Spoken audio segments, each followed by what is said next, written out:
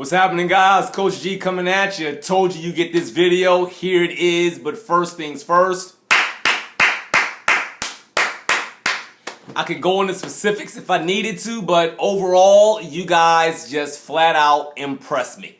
The growth you have with your life, it's nothing I would ever say that I never expected, but to be able to see the changes that are happening within each of you guys' lives, and for me to have this humble fly on the wall perspective of it and see where things were a short few months ago to where we are right now, the least I could do, guys. Now, let's get to work. Unveiling for you guys, let's talk about the MY-TRAC Mastermind movement, guys. This is our accountability program we have here, and I want to take a minute to bring this to you guys, lay it out. Hopefully we'll have another meeting, not hopefully, we will meet again, so that I can get you guys direct questions, answer them on the spot for you, but I wanted to get you guys a pretty decent overview of what this is going to be. I don't want you to look at this as really any other accountability program that you guys have dealt with before. You know, we're going to discuss a lot of different things with this program, and I'm going to need you guys to make sure you're tuned in, locked in. Watch this video a couple times if you need to. Contact me if there's any questions. But we're going to cover a couple key parts. Number one, we need to cover exactly what is the purpose of the MY-TRAC Mastermind movement. People hear accountability, right? They hear partnership. They think that they have somebody that now I got an extra person to kind of crack the whip on me. Let's be honest. A lot of us tend to think about that and think that now we got something more external coming our way to help move us in another direction. So I want to come to you guys because I want to clear up a lot of that. I want to set you guys on the great track, MY-TRAC, to go ahead and get this program started and to let you all know not so much the intensity of it, but the seriousness of it, as we are now in a place of looking at not you relying on me, but now we got peer-to-peer communication, development, and growth that's going to take place. So let's take a look at what we got here, right? Well, with the movement, guys, and with this MY-TRAC Mastermind, what we're looking to do is this. Number one, we're looking to establish an accountability product or person, rather. You're an accountability person, and your sole purpose is to help. And again, listen to how I'm communicating with you from the standpoint of what you're going to do and not what you're going to receive. As an accountability partner with the MY-TRAC Mastermind movement, you're going to work with your partner to ensure that they hit their weekly, their monthly, and their 90-day goals within their body, their beings, their bonds, and within their business, right? So let's just kind of stop right there and run that back for a minute. Everybody here is pretty much familiar with our daily dominance and how we use that to gain footing, to understand where we are, what our position is going to be in the day before somebody else has to give us that level of intensity about what the day is going to be. We get a chance to set the pace. Before somebody's going to dictate to us what our identity is going to be, we have a chance to question that first thing in the morning directly with ourselves in the best mindful period possible. We're going to expand that. Right, we're going to expand that to take a look at our weekly goals now. We're going to expand that to look at our monthly goals. We're going to expand that to look at our 90-day goals, right? I mean, here's the deal about it, guys. You're going to work with somebody that's been all the way through the program. They're going to be able to communicate the exact same way with you. They're going to know if you're coming to the table with a desire to deserve to dominate. They'll discuss it with you if need be, or you can check out one of the videos that I've uploaded about it. You're going to run through the process and you're going to have your identity being questioned by your accountability partner while you're pursuing these goals. Is anything changing within your identity? The whatever it takes, your obligation, appreciation, not being a bitch, mindfulness, all of those pieces together, right? This is how we're going to keep on top of our people, keep them accountable. The second area that you're going to help fulfill with your partner is that now we get a chance to eliminate the mind fuck. We discussed the mind fuck. I won't waste too much time on this video discussing that. I uploaded a video to Slack as well about what that's going to look, about what that is exactly. I think that was pretty clear. So if you have any questions after listening to that recording, get in contact with me. I'll run through it again directly with you. But that's what we want to help our partner move to next, is to get rid of the mind fuck. And last but not least, we are here to ensure that our partner, the guy that we're arm in arms with right now in the movement, is not being a fucking victim. So a lot of you guys got the upload that I put up earlier, right? It really broke down the characteristics of a victim and of a victor, the hero, right? And right now is when I've said it before. I've admitted my mistakes before. I'm going to admit one right now. When I work with a lot of you guys, especially in the beginning, I kind of told you that, look, the one thing you can't be is a victim. It's okay if you decide to be the villain or you decide to be the victor. Well, I had to flesh that out some. Not only were you all asking me what are some of the characteristics of a victim, villain, victor, I had to ask that of myself. So I sat down, did some work, ran back to some of my coaches, make sure that I didn't miss anything from what this is looking like right now. And this is what we got. So if you got the upload, now's a great time to go ahead and open the upload, because the villains, victims, victors chart that I uploaded, guys, I'm going to read that directly to help connect some of the dots about exactly what that is. So when we're looking at our upload here, what do we have here for the characteristics of a victim? One, they live by fear. They're defined by labels and roles. They will not pursue their best self. They seek comfort. They assimilate to crowds. They use coping addictions. They are controlled by others and or the environment. They blame others and or the environment. They wait for information to be given. They dream without doing. They wait for the opportunity to come to them. And they are moved externally. They work with external motives.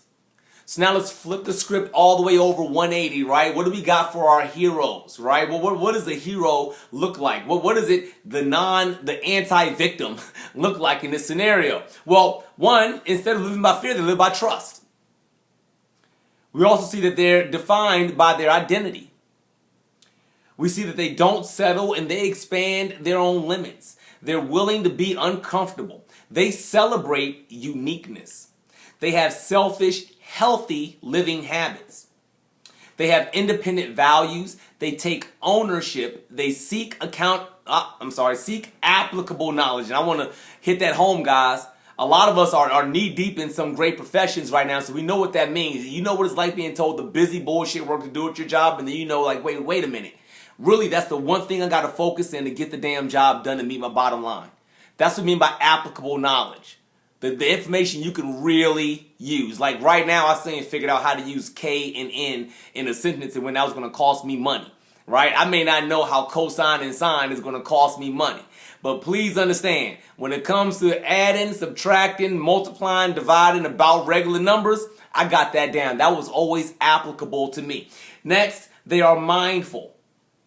They believe in action above ability. They create opportunities. And they are internally or intrinsically motivated. They have internal motives. What does that really mean? And I want to make this clear for you guys. The biggest distinction that you're going to have with the victim and the hero, and I'm going to go back through this again for you, is that the heroes, the victors, they have mindset. Mindset is internal. That's what I've been drilling with you guys lately, right? Well, not lately. For as long as you all been talking to me, I talk to you about mindset. Right? How life will be life, how the world will be the world. You make the decision in what's going to happen. So now, if you're looking at the chart, you see villains kind of fall right in the middle. And now we get a chance to see which characteristics of a victim apply to the villain and which ones of the hero applies to the villain as well, right? Well, villains also live by trust. Villains are also defined by identity, right? So right away, we're already seeing that, you know what, there are some similarities between, villains and heroes. Villains also don't settle and they expand their limits. Here's where we see a big difference though. Villains are still willing to seek comfort. Villains will celebrate uniqueness, right? They've always been that outcast kind of person, wanted to be able to figure out how could they specifically beat the number one good guy, right? They wanted to be specially unique, right? Well, they also dealt with coping addictions. It's crazy when you look at comics, especially as an adult, you realize how many villains were actually addicted to a drug. Like they had to keep taking this drug to be this particular person. They couldn't live without the drug. That sounds like addictions right there to me, right? We also see that villains, they do have independent values, but Villains blame others. We see that villains also seek applicable knowledge, but they're emotionally driven. Villains do believe in action above ability. Villains do create opportunity, but here we go. Villains are externally motivated. Their motivations are all out here. Because you did that to me, Superman, and because my life was like this, Batman, and because I lost my job, all that external crap, right? That's all that is, right? And now that we got this list, and we're going to process this some. Well, let's be honest. Now you got some real shit you can talk about with your partner. You can ask them when they did their dominance, when they were pursuing their goal of a thinner waistline, to make more money, to create a bond with their spouse and with their kids. We can ask them some real shit now. Like, look, number one, did you create the opportunity for that to happen, or was you waiting for something to happen? Was you questioning, if you had the ability to get something done, or did you just act without worrying about what abilities you got?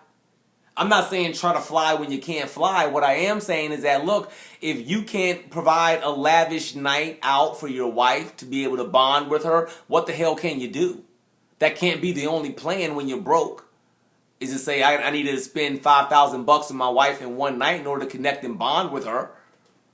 Does it make sense? What actions can you do? These are real things we're going to question our partners about, and our partners in turn are going to question us about. Not abrasively, but within the movement, we understand that, again, this isn't about being emotionally driven. I want to make that very clear. And the great part is that you got someone that's a peer with you guys who are going to be able to connect with you and know exactly where you are at some part in this phase. Now, moving on to some of the specifics about it, guys, is that number one, this group's going to meet weekly. This is going to be separate from our radical meeting that we normally have every other Sunday, right? We're going to meet weekly. The current number or time that I got running right now is 8 p.m. Wednesday. Eastern Standard Time. That seems to be the time that a lot of people have been able to chime in on. So I want to get feedback from you guys, see if that works. I'm not looking at it last any more than about 30 minutes to about an hour. Also, this program is free for anybody that is currently receiving coaching through Coach G, right? So what does that mean? It's only a couple of you guys that are with me that are not actually getting coached right now at this minute. We'll discuss that individually. Right? But you're part of this, so don't think that's your back door out. You're staying in this thing, okay? Now, next up, and here's a biggie. I need you guys to be accountable to meet with your partner at least 4 times a week. This is not about making a new best friend. I hope that happens. That'll be great. But this isn't about connecting when the sports game is on. This isn't about connecting when, heck, if you even live in the same part of town, you're like, let's go grab a couple drinks right now. Like, the connections need to be made to ensure that we are meeting our targets. All right, brothers? Listen, I'm not going to beat this up too much for you guys. I wanted to make sure I got this out. It's a little bit wordy and a bit long, and I fumbled over like 1,000 words here, but I think you guys got the drift. Check this out. Hit me back on Slack. Let me know when is good for us to meet. If Wednesday 8 p.m. works, let's rock and roll. You already know it. I love you guys. Let's kick some ass. We are going to do some crazy, crazy things to blow out 2016. If you thought 2016 was great so far, stay with me. Let's get to work, guys. Peace.